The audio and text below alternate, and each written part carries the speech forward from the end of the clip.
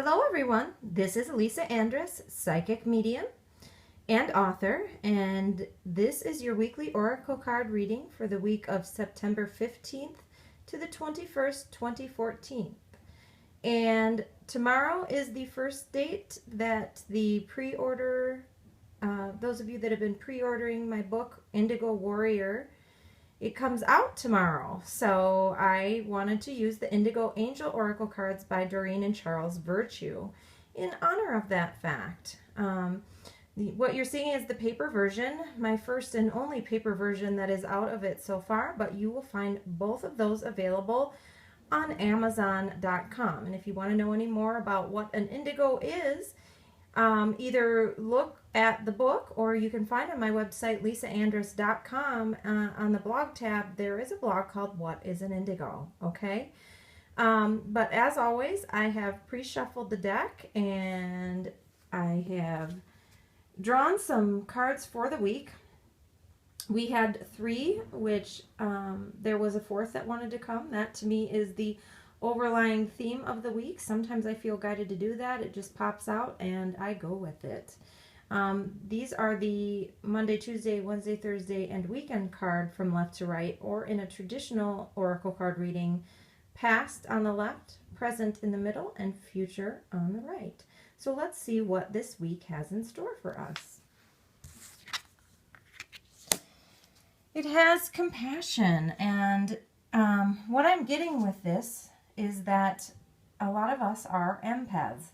We pick up all of the feelings and the emotions of others around us. What I'm also hearing too is, as indigos, as are a lot of us listening to this, that we are quick to judgment. And it doesn't mean that we are wrong. It's just that we are very to the point.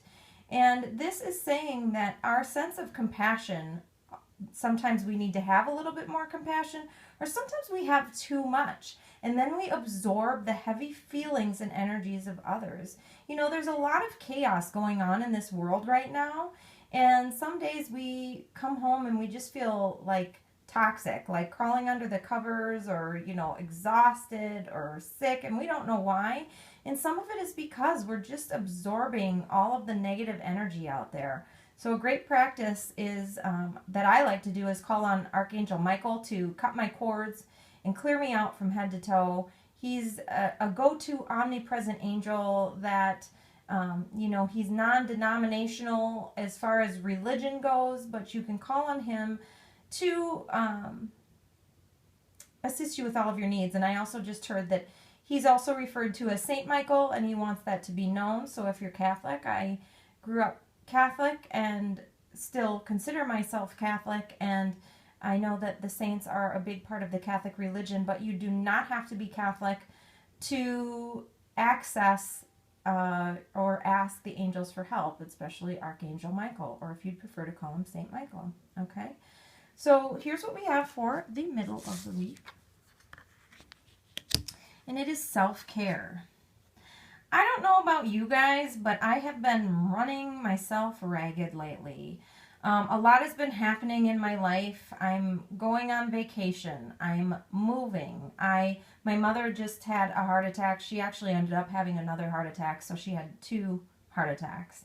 So I've kind of been running myself ragged between the hospital, between trying to get the details situated of not only my upcoming move, which will be in about a month and a half, and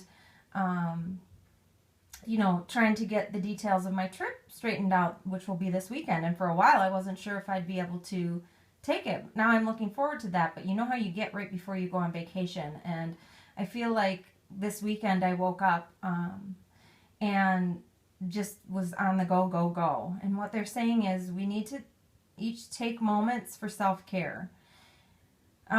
You know, for me, one thing I do love to do is read, and so maybe that's just sitting down with a book for 15 minutes or a half hour and just taking time from everything and everybody else. They're also telling me to tell you that, you know, I'm tough on myself. I have a manuscript that I want to get out now, which is of my next book, and once I get that done, I have to take a test for work that, you know, will consume a lot of my time. So And somewhere in there, I have to move. So I've just got lots going on, and I don't think you may not have the same situation, but I'm sure I'm not alone, that we are very task-oriented people as humans, and we have to remember to take care of ourselves, or sometimes our body will force us to take care of ourselves, which means we might get sick or have a moment. When something happens, like my mom had a heart attack, that certainly, she had no choice, and thank God she lived. I'm not trying to make light of it at all. I'm just saying that self-care is so important. And it's funny because I was with her today, and the doctors told her not to overdo it, and we went out shopping, and she wanted to go home a little early, and I actually told her that I was glad that she was taking care of herself, because right now she's still healing. Her body is still healing from the major trauma that she's just suffered, and I'm so thankful that she's with us. But self-care is a definite part of that journey of healing.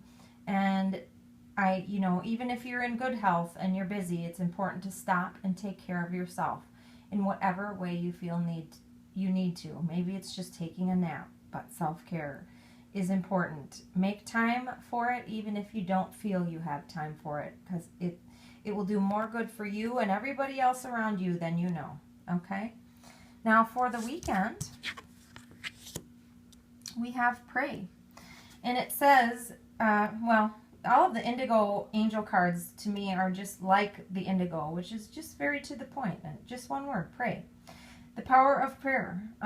Even if you're not particularly religious, it's funny because I feel like I wrote about this in one of my books, but it's just to, at some point when I became open to my path as a medium and psychic, I kind of fell away from organized religion that I'd grown up with. And it's funny how it all comes full circle, because even through my work as a psychic medium, I have come back to pray. And prayer is a powerful thing. We can pray to God or pray to the universe or ask the angels for help, but prayer is a very, very powerful thing. When my mom had her heart attack, I put something on Facebook about it because I believe in the power of prayer. And miraculously, we've got people teasing her and us right now about how she has 9 lives, but I believe that prayer is a powerful thing. They're asking me to tell you a story, too, of asking your angels for help. And I had some gigs with bands, because I used to be in bands, and I recently had taken up being out with bands again, meaning, singing in cover bands. And somehow some of my gigs had fallen through because, he hired another singer because he had to find somebody to sub for the gigs.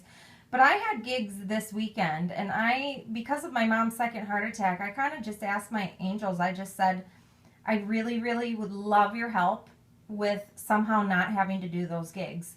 And I'm telling you, almost instantly, I got an answer that he had another singer to do the gigs, and I didn't even have to ask, other than ask for the help of my angels. So sometimes when you ask for the help of your angels, you get an instant answer like that. And sometimes when you don't get an instant answer, sometimes when you don't get the prayer that you have answered, that is an answer. That maybe it's the universe or God preventing us from something that may have harmed us in the long run. So, you may not pray to angels, but prayer and angels are closely linked, because angels can, carry prayers to God. But prayer is a powerful thing, even if you don't feel religious. If you've turned your back entirely, it is still heard, and it definitely cannot hurt to pray for all of your desires, okay? And then here's our overlying theme for the week. Let's see what that says. It says, share your wisdom. Now, this is interesting because I actually surprisingly, I don't use the Indigo Angel cards a lot, just because I have other decks that are more my go-to deck. And the other day I did a single card reading from this deck, and this is what I got. Share your wisdom. Now, for me, I write books, but I'm also a teacher of mediums and psychics, and I haven't taught a class in a long time. And I've kind of got a lot going on right now, but I feel that in 2015, I hope to get back to teaching again.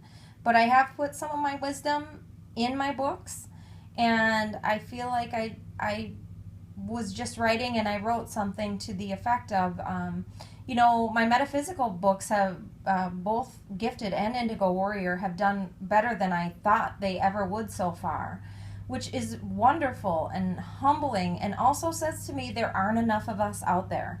Even if you have the same message, even if you have a similar message, or you're scared to death of writing and putting yourself out there, we didn't come to earth to learn this stuff, not to share our wisdom with others. There are people out there that are hungry for this information. And this is for the spiritual teachers, or any kind of teachers that have a story or some sort of wisdom they can share with others. This is the week to do that. Now for me, at the end of the week, I am going to go to a class where I am going to learn from some other mediums that I look up to, John Holland and Janet No Havoc, and I'm really looking forward to that. And perhaps that'll teach me even more as a medium, but also give me some more wisdom that perhaps at some point I can merge with the wisdom I already have to share with others. But it looks like it is really a week to take care of yourself, because we are picking up energy from others. It's just important to take care of ourselves, to pray when we don't feel we have the answers, or we don't feel we have any other hope. And all of this is happening. Everything in your life is happening for a reason. I have certainly learned that as I'm writing books. And in my book, Indigo Warrior, at the end of it, I wrote even more about myself than I had in my book, Gifted.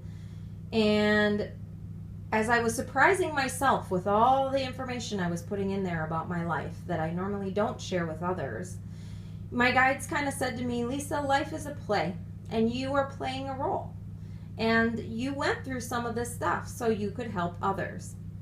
And so I went as I was guided. I have shared a lot of myself in there. And as I said in the book, it's not in an attempt for you to feel bad because of some of the hardships I've encountered, but rather for you as indigos and as people that I could help, just to know that you're not alone. That sometimes we have suffered and we don't know why, but it may make sense to us later, and it may be that our soul chose it and we're not sure why.